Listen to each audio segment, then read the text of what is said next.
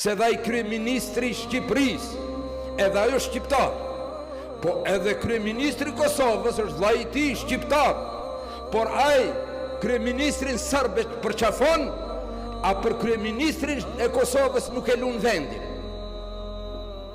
Tregon tash ke shqiptarizmi juaj ku po çon? Ku po çon? Nëse ti nuk e don një person, ai është për moment kryetar i popullit të Kosovës.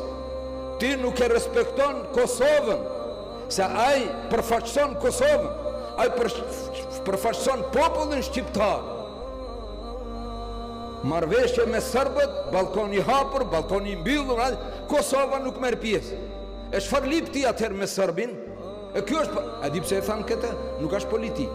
Këtë e thënë me keqardhje për ata të cilët duhet ta mbashtrojnë rinin ton, e të thonë se Islami na kalon mbrapa, muslimanët janë kundra kombit, hoxhallarët punojnë kundra shqiptarizmit, gënjeshtër e kulluar.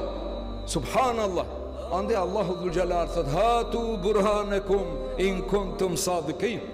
Po këto fjalë të gënjeshtra, këto rrena që pregaditen, servohen në kuzhinat serbo-masone, atje bëhen në vëllezër të dashur. Këto që po ndodh kundër Islamit nuk është rasti ditës.